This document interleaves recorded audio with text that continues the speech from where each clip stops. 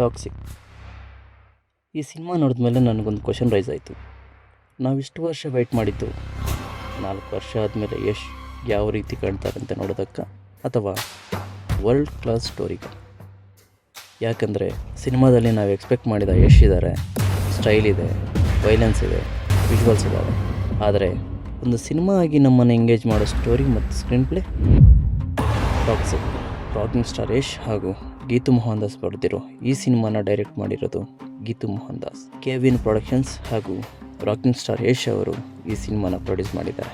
ನಮ್ಮ rocking star Yash ಜೊತೆ ನಯನತಾರಾ, ಕಿಯಾರಾ ಅದ್ವಾನಿ, ಉಮಾ ಕುರೇಶಿ, ತಾರಾ ಸುತಾರಿಯಾ, Rukmini Vasant act ಮಾಡಿದ್ದಾರೆ. ಖುದ್ದಾಗಿ ಯಶ್ ಅವರೇ ಹೇಳಿರೋ ಹಾಗೆ ಟಾಕ್ಸಿಕ್ ಮೂವಿ ನಡೆಯೋದು 1960 ಟೈಮ್ ಪೀರಿಯಡಲ್ಲಿ. ರಾಯ ಯಾರು? ಅವನ ಲೈಫಲ್ಲಿ ಬೇರೆ ಎಲ್ಲ ಕ್ಯಾರೆಕ್ಟರ್ಸ್ ಬಂದು ಹೋಗಿರೋದ್ರಿಂದ ಏನೆಲ್ಲ ಚೇಂಜ್ ಆಗುತ್ತೆ. ಟಿಕೆಟ್ ಮಾಡೋ ವೈಲೆನ್ಸ್, ಅವನ ಪರ್ಫಾಮೆನ್ಸ್ ಇವೆಲ್ಲ ನೋಡಬೇಕು ಅಂದರೆ ನೀವು ಸಿನಿಮಾ ನೋಡಲೇಬೇಕು. ಮೊದಲು ನಾನೊಂದು ವಿಷಯ ಕ್ಲಿಯರ್ ಮಾಡ್ತೀನಿ. ಯಶ್, ನಯನತಾರಾ, ಕಿಯಾರಾ ಅದ್ವಾನಿ, ನನಗೆ ಯಶ್ ಅವರ ಸ್ವ್ಯಾಗ್, ಅವರ ಸ್ಟೈಲ್, ಅವರ ಡೈಲಾಗ್ಸ್ ಪ್ರತಿಯೊಂದು ಇಷ್ಟ ಆಯಿತು. ಆ್ಯಂಡ್ ಕಿಯಾರಾ ಮತ್ತು ಯಶ್ ಮಧ್ಯೆ ಅವರ ಸೀನ್ಸ್, ಅವರ ಬಾಂಡಿಂಗ್, ಆ್ಯಂಡ್ ನಯನತಾರಾ ಯಶ್ ಅವರಿಬ್ಬರ ಬಾಂಡಿಂಗ್, ಅವರ ಮಧ್ಯೆ ಬರೋ ಸೀನ್ಸ್, ಗ್ರ್ಯಾಂಡ್ ಇಂಟರ್ವೆಲ್ ಇವೆಲ್ಲ ನನಗೆ ತುಂಬ ವರ್ಕ್ ಆಯಿತು. ಆ ಗ್ರ್ಯಾಂಡ್ ವಿಜುವಲ್ಸ್ ಅದು ಬೇರೆ ಲೆವೆಲ್ ಬಿಡಿ.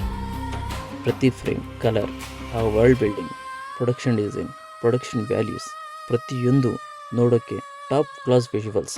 ನಿಜವಾಗ್ಲೂ DOPಗೆ ಒಂದು ಸ್ಪೆಷಲ್ ಮೆನ್ಷನ್ ಸಿಗಲೇಬೇಕು.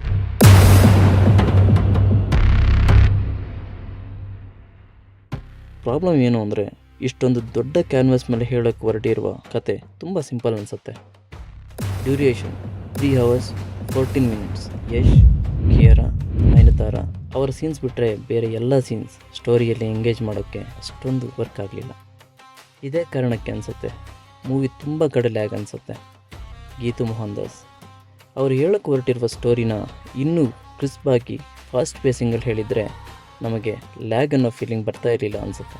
ಈ ಮೂವಿಲಿ ವೈಲೆನ್ಸ್ ಕೂಡ ತುಂಬ ಇದೆ. ಕೆಲವೊಂದು ಸೀನ್ಸಲ್ಲಿ ವೈಲೆನ್ಸ್ ಕೂಡ ಒಂದು ವಿಜುವಲ್ ಲ್ಯಾಂಗ್ವೇಜ್ ಆಗಿಬಿಡುತ್ತೆ. ಆದರೆ ಪ್ರತಿಯೊಂದು ವೈಲೆನ್ಸ್ ಸ್ಟೋರಿಗೆ ವ್ಯಾಲ್ಯೂ ಆ್ಯಡ್ ಮಾಡುತ್ತಾ ಅಂದರೆ ಇಲ್ಲ ಅಂತಲೇ ಹೇಳ್ತೀನಿ. ಕೆಲವೊಂದು ಕಡೆ ವೈಲೆನ್ಸ್ ಇಂಪ್ಯಾಕ್ಟ್ ಕೊಡುವುದಕ್ಕಿಂತ ರಿಪಿಟೇಷನ್ ಅನಿಸೋಕ್ಕೆ ಶುರುವಾಗುತ್ತೆ.